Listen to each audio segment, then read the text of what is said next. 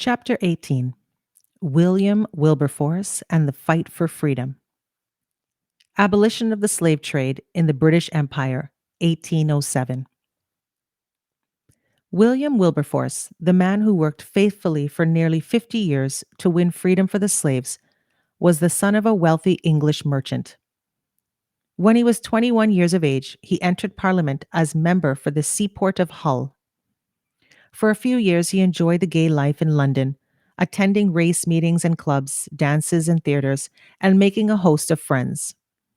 His closest friend was William Pitt, a brilliant young statesman who was Prime Minister of Britain when he was only 25 years old.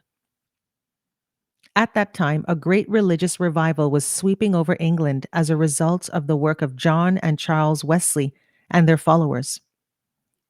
Wilberforce was much influenced by the preaching of John Newton, who at that time was drawing crowded congregations at a London church.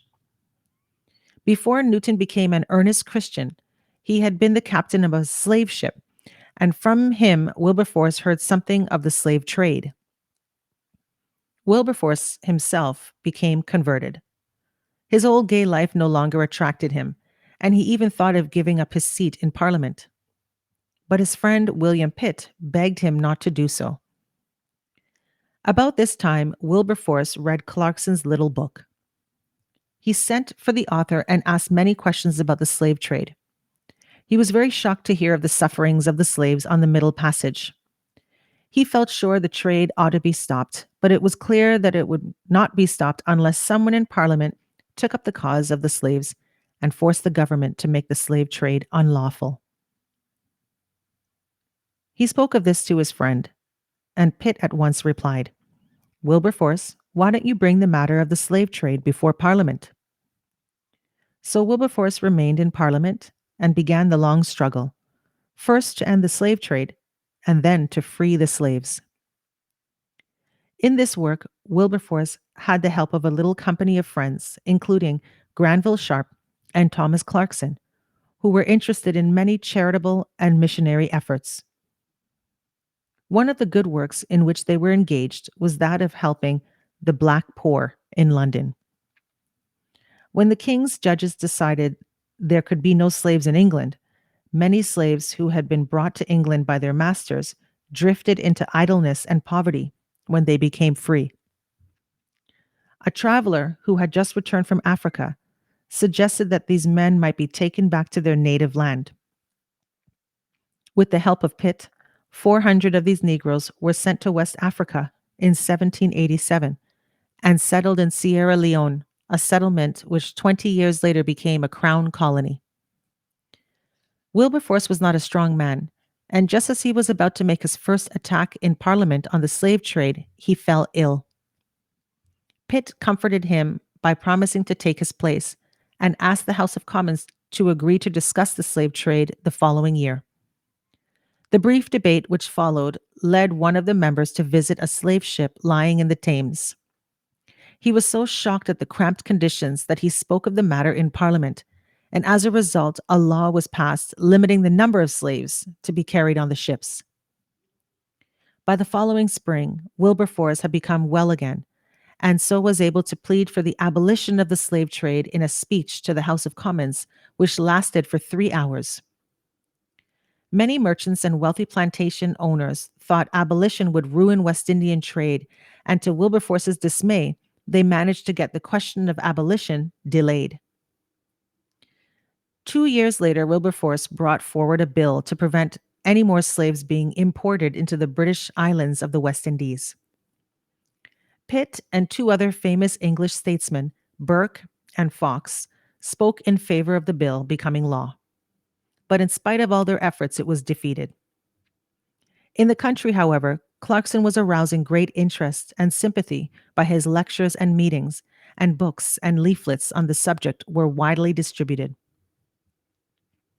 Then came in 1789 the Revolution in France, followed in the West Indies by a revolt of the Negroes in the French colony of Saint-Domingue, where great numbers of Europeans lost their lives and a Negro republic was set up.